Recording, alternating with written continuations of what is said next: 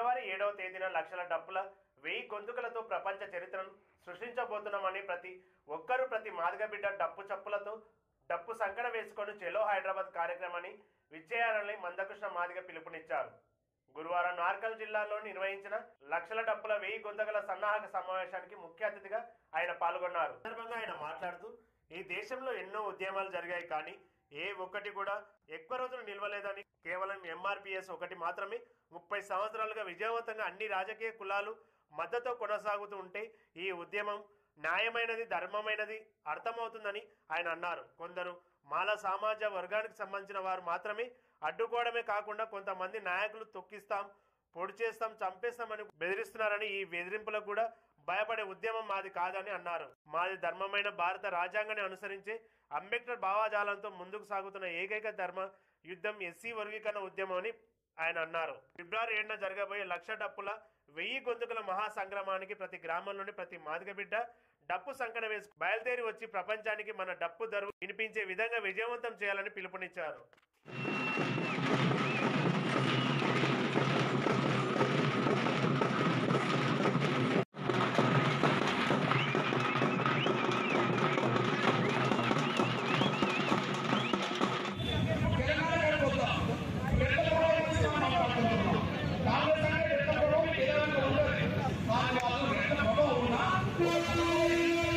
గండగా దండోర గండగా నా మాల చెల్లెలు వచ్చారు. మనస్ఫూర్తిగా వాళ్ళని అభినందిస్తున్నాను.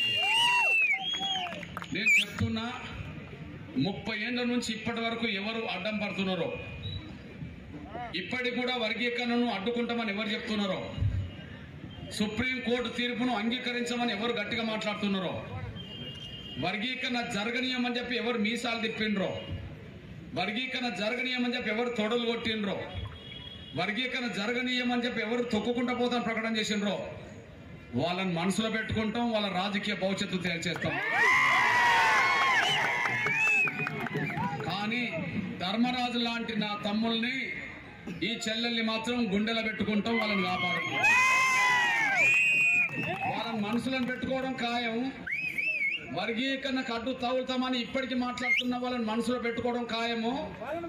వాళ్ళని రాజకీయంగా భూస్థాపితం చేయడం ఖాయము. ధర్మరాజును గుండెలు పెట్టుకోవడం ఖాయము. ఆయన కాపాడుకోవడం కూడా ఖాయం. ధర్మం పక్షాన్ని నిలబడితే కాపాడుకుంటాం, ధర్మ విరుద్ధంగా ప్రవర్తిస్తే రాజకీయంగా పతనం చేస్తాం. రాబోయే రోజు జరిగేది అదే. ధర్మరాజు, నువ్వు ఒంటరి వాడు కాదు. నిన్ను ఇబ్బంది పెట్టినా ఏం పెట్టినా మాదిగలు నిన్ను గుండెలో పెట్టుకొని కాపాడుకుంటారు. నీ చుట్టూ దండోర ఉన్నది, నీ చుట్టూ ఏమున్నాము అందరం ఉన్నాము. ఏ రోజైనా సరే నిన్ను మీ దృష్టికి నేను తీసుకొస్తున్నా. ఏ రోజైనా ధర్మరాజుకు ఒక కీలకమైన స్థానం ఎక్కడైనా దక్కిందంటే అది ఖచ్చితంగా మాదిగ బిడ్డగా నా పాత్రలో ఉంటుందని, అది భవిష్యత్తులో. ఎందుకంటే నేను కృతజ్ఞతగా ఉండే మనిషిని. డాక్టర్ బాబాసాహెబ్ అంబేద్కర్ ఒక మాట అంటాడు.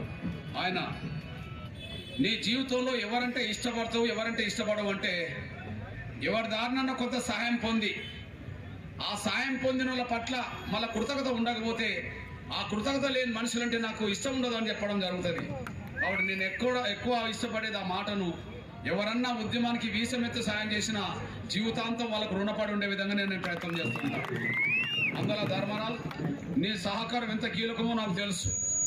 చలో ఢిల్లీ పెట్టినప్పుడు ఢిల్లీకి వచ్చి వర్గీకరణ ఉద్యమాన్ని సమర్థించడానికి నువ్వు ధర్నా చేసినోడి, ఎక్కడికక్కడ మీటింగ్లో పాల్గొంటావు.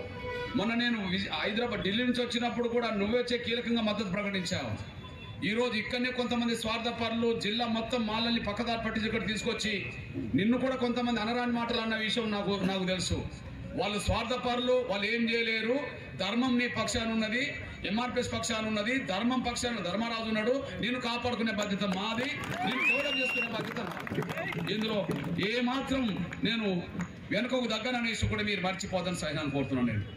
ఇకపోతే మళ్ళీ చెప్తున్నా, వర్గీకరణ వ్యతిరేకించే వాళ్ళది స్వార్థం, వర్గీకరణ కోరుకునేది ధర్మం.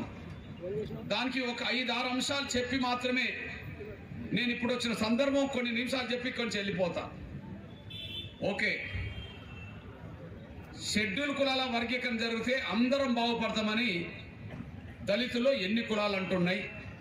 షెడ్యూల్ కులాల వర్గీకరణ జరగనీయమని చెప్పి అందరూ అంటుండ్రు.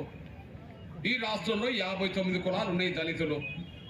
ఈ రాష్ట్రంలో 59 కులాలు ఉంటే 59 కులాల్లో మాలలు ఒక కులం, మాదిగలు ఒక కులం. ఒకే మాల వర్గం సంబంధించిన కొంతమంది స్వార్థపరులు వర్గీకరణ జరగనీయము అంటారు. మాదిగ దండోరా 30 ఏళ్ల పాటు వర్గీకరణ జరగాలి, అందరం బాగుపడాలి అంటున్నాం. మరి మిగిలిన 57 కులాలు ఏమంటున్నాయి? నిన్ననే ఎల్బీ నగర్ లో 57 కులాల సభ